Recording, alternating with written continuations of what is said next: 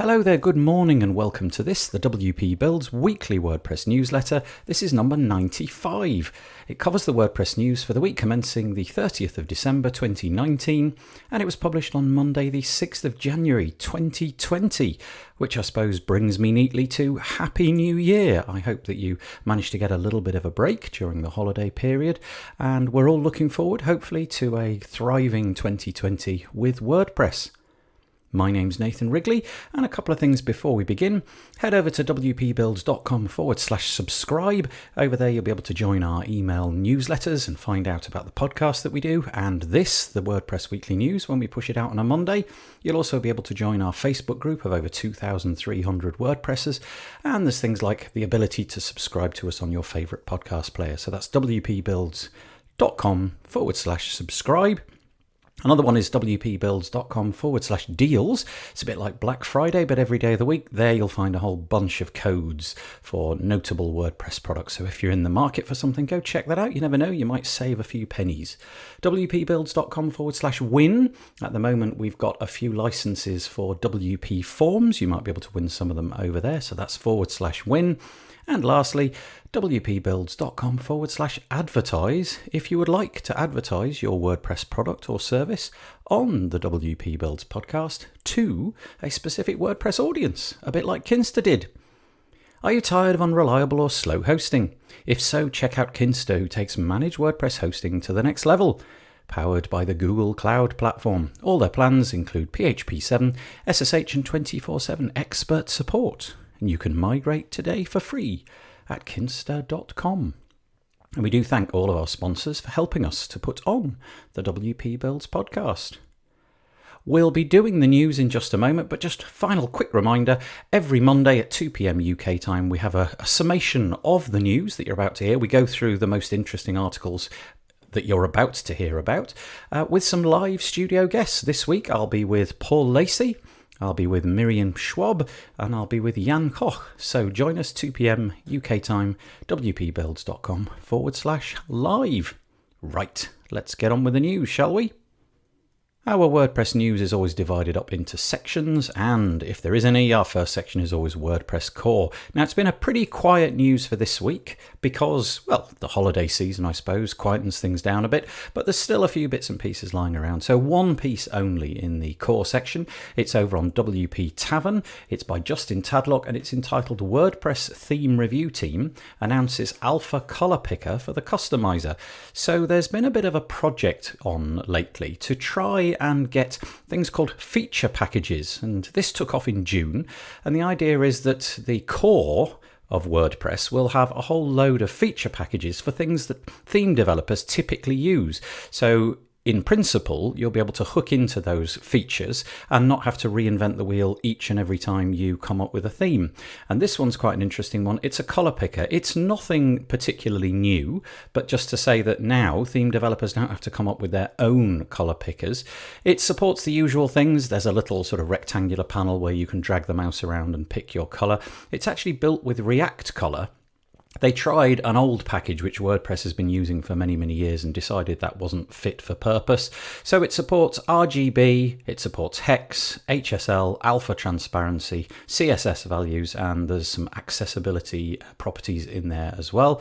And it's just a nice little development. It is obviously not going to be used particularly widely just now, but in the future, what with themes kind of feeling like they may be being replaced somewhat with the block editors capabilities to take over the whole site, it'll be interesting to see in the very near future how this is going to be deployed. The next section that we deal with is entitled WordPress Community, and we've got 3 articles for you this week in that section. The first one, again by Justin Tadlock on WP Tavern, is reflecting on 2019, the year in review. And this is just a lovely look back.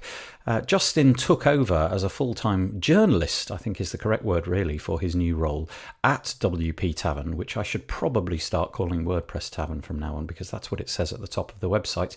And this is his summation of the things which which excited him about the WordPress project this year.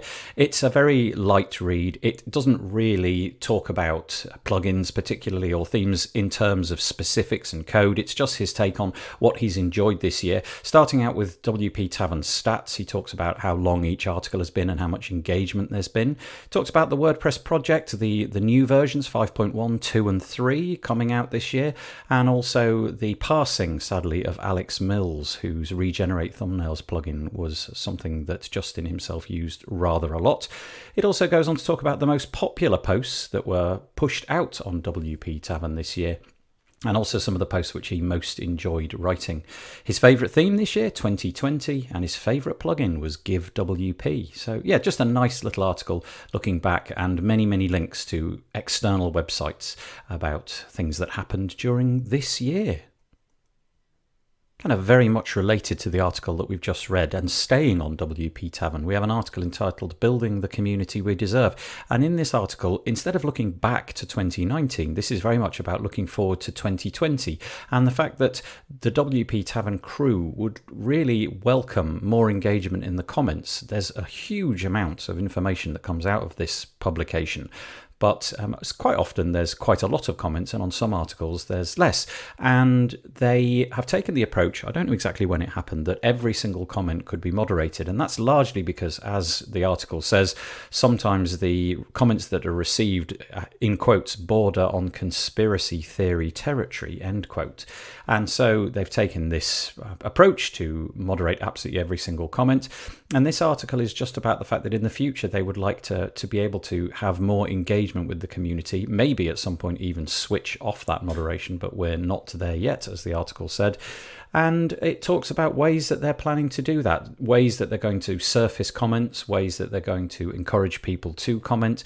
They've got a new section which has kind of quietly been added called Ask the Bartender, and there's a link in the actual post itself that you can find out about that.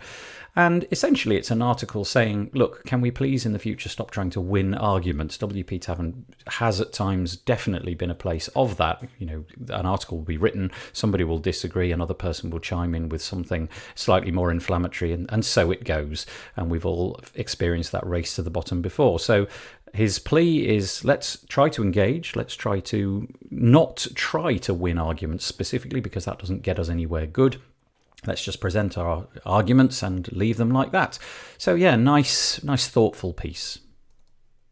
Although this piece doesn't specifically relate to WordPress, I've added it into the community section because it kind of feels like a community-related issue.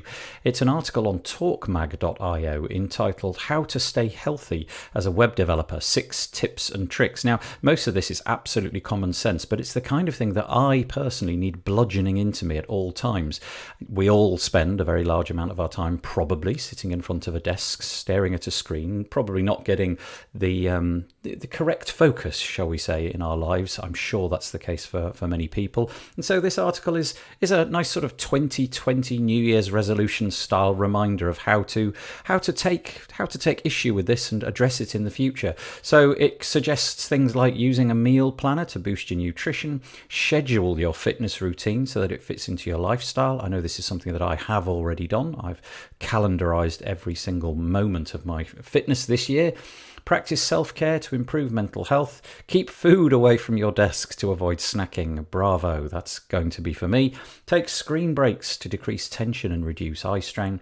And go on vacation or get outside to recharge. Again, completely common sense stuff, but nevertheless it's a nice summation, nice to read it, written by somebody else, and it's kind of a nice affirmative article for what you can do to help yourself during this coming year. The next section has a new title. It used to simply be called Plugins and Themes, and now I've changed it to Plugins, Themes and Blocks, because it kind of feels like blocks are very much in the ascendancy, and we're going to be talking about them mixed in amongst plugins and themes in the near future and beyond. So that's the new title, and under the title of Plugins, Themes and Blocks, I have 6 articles for you this week. The first one is all about pods. Now, pods is a real kind of Swiss Army knife tool for making complicated things happen in your WordPress website. So it's things like custom fields and repeatable fields and repeatable groups timestamps and all sorts of ways of displaying data on your WordPress website. Now, it turns out that they, until very recently, were receiving 90% of their funding from Automatic. Automatic has reached out recently to say that they're going to be pulling that funding, and apparently this is on good terms. Nobody's fallen out or anything like that. They've just decided that they want to fund their Gutenberg native projects instead.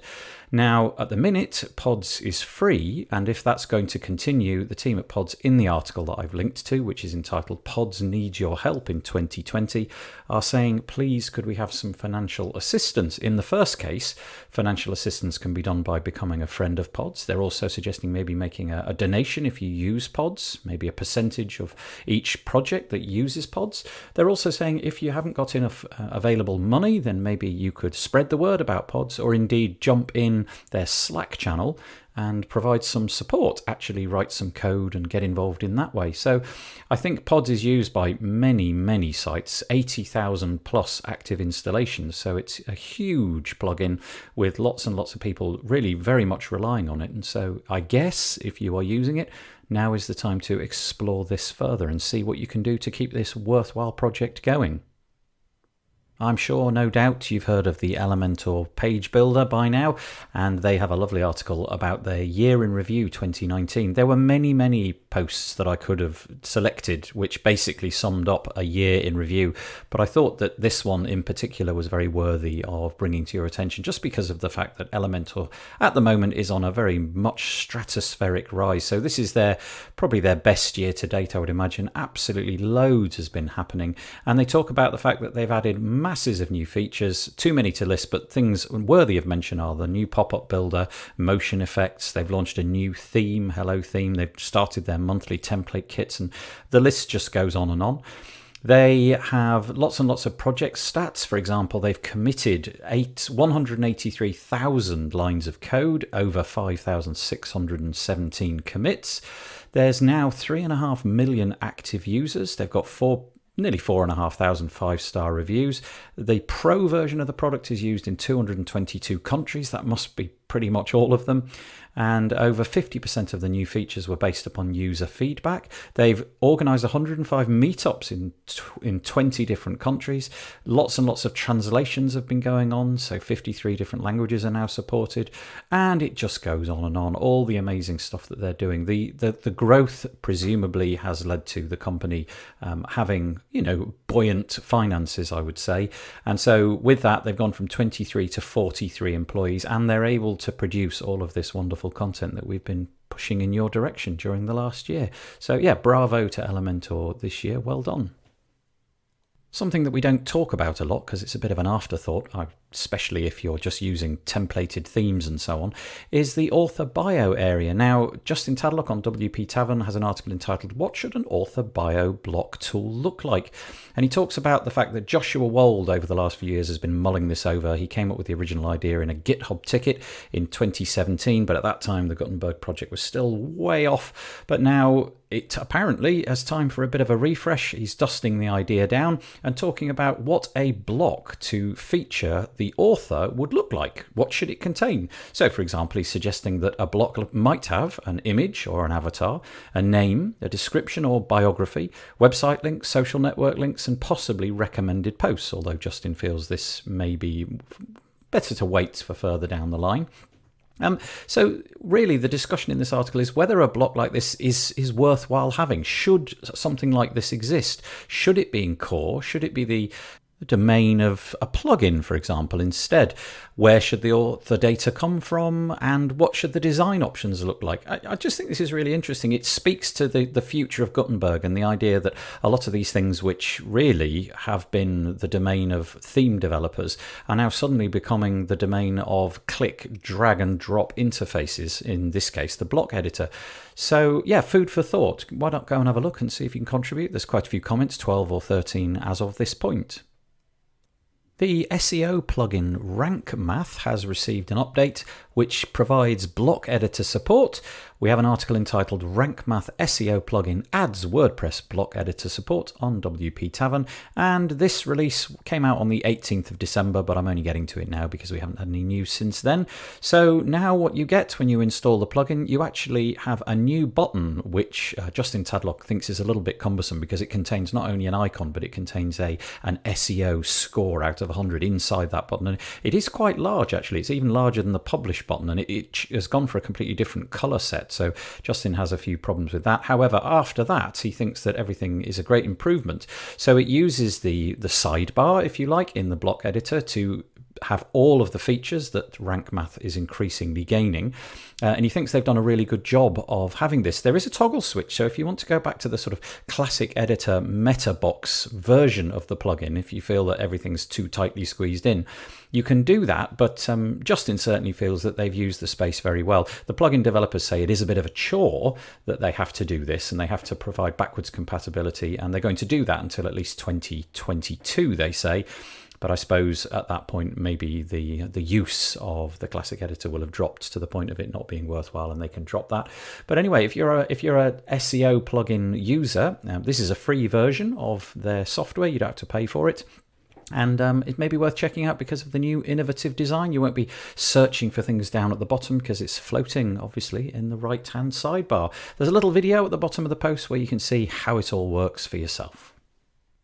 This is going to be a very quick one. Over the last year, 2019, we had lots and lots of clever ways of adapting, improving, enhancing the block editor, and this article entitled 10 of the best Gutenberg plugins to extend the WordPress editor sums up very nicely some of the good options out there to improve your site with plugins working with Gutenberg. So it mentions things like Gutenberg blocks, TinyMCE Advanced, Stackable, Atomic blocks, Advanced Rich Text Tools for Gutenberg, Block Lab, Co-blocks, Advanced Gutenberg, Block Gallery, and finally Cadence blocks. There are, of course, many more that you could find, but it just gives you a nice sense of the state of play as we enter 2020. This, for me, feels like the area of growth. This feels like what we're going to be talking about over and over again during 2020, ways to improve the block editor, be that in Core or with plugins. So yeah, something to look back upon. Although I've left this to the end of the plugins, themes and blocks section, I kind of feel that this article by Justin Tadlock, again over at WP Tavern, is possibly one of the most important articles that I'm going to mention in the next period of time. It's entitled Version 1 Prototype of the WordPress Admin Block Directory Announced, and this is going to become something which you'll be very familiar with in the near future. So it's the prototype, the version 1, the beta if you like, of how you will interact with blocks in the future. So there is lots of screenshots, and they will make it much more easy to understand if you head over to the link in the show notes. But essentially it's how you will interact with blocks in the WP admin area. So there'll be a menu in the left-hand sidebar entitled Blocks, and then there'll be sub or child menus entitled About Blocks, Add Blocks, Installed, Manage, Reusable, and they will be the sections that you'll interact with. Now the first one, About Blocks, is just such a great idea. It's kind of a tutorial area where you're going to learn how to use, create, maintain, design and build blocks. So I just think that's a really interesting idea, and hopefully it will help people start to use blocks much more effectively. It's got a slightly different UI in that there's now a section at the top. It's a bit like the help section, but it's not reduced in the current WP admin area. And it just explains what the page is about. Then we move on to the add blocks screen, and very much like the plugin area at the moment in your WordPress install, you can search for blocks, and there's a featured blocks section, a popular blocks section, and a recommended for you section, and you can simply add blocks in the way that you do with plugins at the moment. There's also the obvious installed blocks screen where you can see which ones have been installed, and it looks again very similar to the way that plugins are shown at the moment. You can show all blocks, you can show active ones and also inactive ones, but there's a nice column on the right hand side of the table. So the table's got three columns. It's the block, which shows a thumbnail and the block name and the ability to activate and deactivate it, a description just like in the plugins that you find at the moment, and finally over at the right this instances column. Now, this is really interesting because it's a number. All it shows is a number, and it's a clickable number, and it will take you to... So, for example, it might say that you have, Meta Slider installed, or not installed. You have 5 instances of Meta Slider going on your website, and you click on that, and you'll be able to see where you are using this. Now, at the moment, this is a fairly sort of stripped down technology. My understanding is it doesn't have all the permutations that you might expect in the future. But in the future, you'll be able to see exactly where it is being used, on which pages or posts and what have you. And I just think that's really fabulous. And then you've got the manage block screen, and the ability there to activate and deactivate certain blocks will be interesting. And then you've got this whole extra section right at the bottom for reusable blocks. And although, again, at the minute, this is all hidden, it is actually available should you wish to follow the sort of URL in the post that I'm linking you to.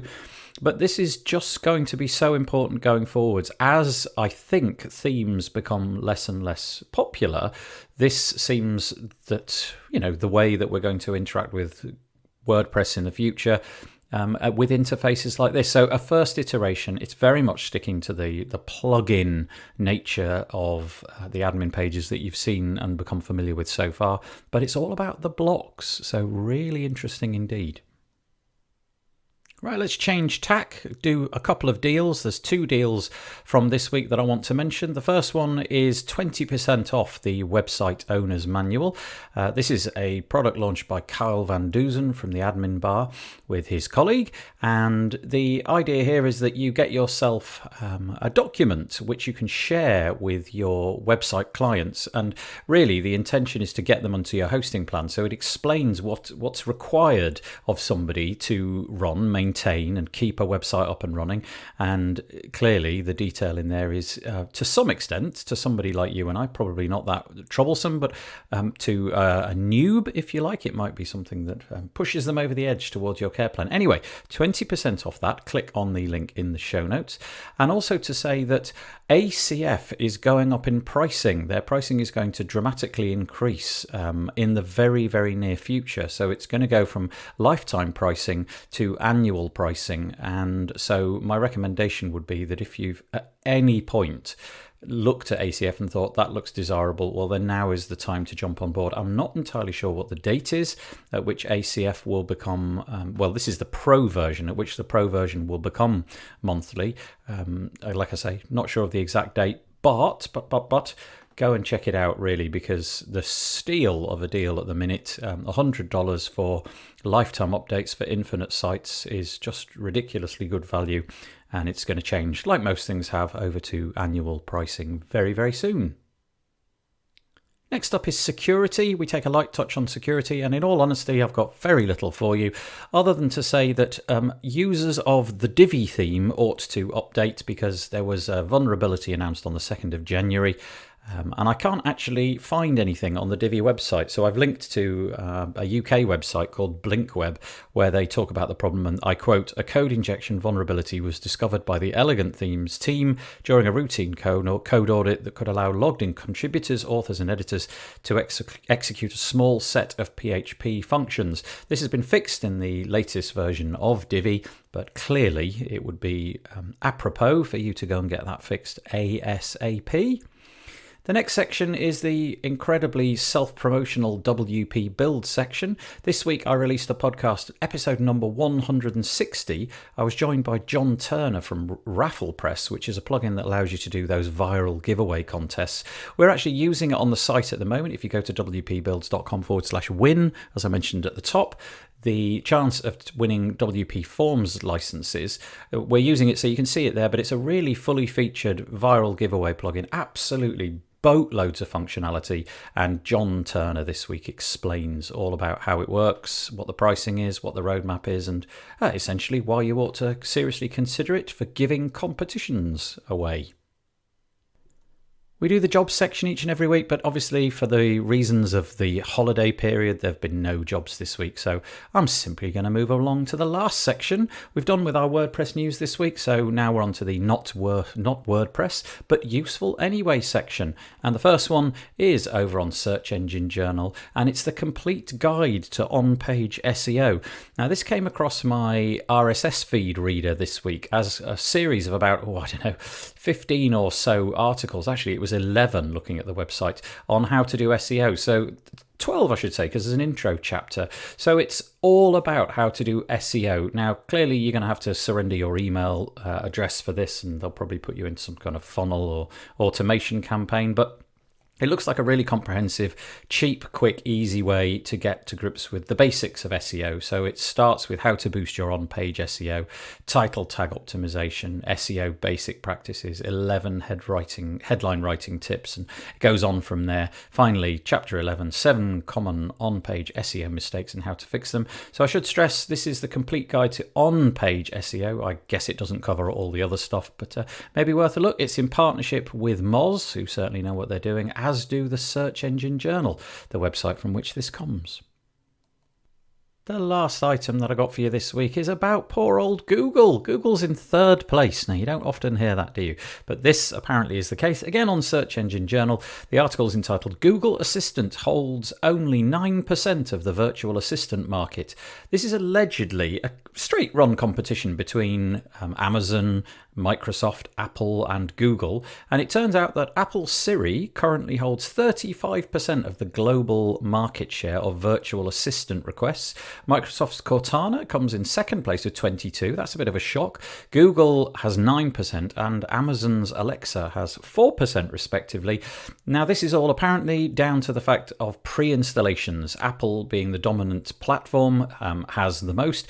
Obviously, Android is the dominant platform for mobile devices, but it isn't pre-installed on anywhere near all the devices, whereas Apple's Siri is. But still, it shocks me that Cortana, Microsoft, is in second place. That's amazing. I guess that's the dominance of Windows still being felt. But this is growing and rising, and we'll have to see how this changes over time. I know for my part, I'm still, when it comes to doing anything other than searching for songs or searching for something largely irrelevant, I still am going to Google in some kind of browser, be that on a phone or on a desktop. Okie dokie, that's all I've got for you this week. I hope that you found that useful. I hope you got something out of it. I really do appreciate you listening. Please come back 2 o'clock UK time every Monday where we do the live version. That's over at wpbuilds.com/live. I'll be joined this week by Paul Lacey, Miriam Schwab and Jan Koch. And you can find that, like I say, wpbuilds.com/live. The WP Builds weekly WordPress news is brought to you today by Kinsta. Kinsta takes managed WordPress hosting to the next level. Powered by the Google Cloud Platform, your site is secured like Fort Knox, and it runs on speed obsessive architecture. You get access to the latest software and developer tools such as PHP 7, SSH, and staging environments. And the best part, their expert team of WordPress engineers are available 24/7 if you need help. You can migrate today for free at kinsta.com. Okay, if I don't see you on Thursday for the podcast, which, of course, I hope I do, then I'll see you back next Monday for the next week's news. Like I say, Happy New Year.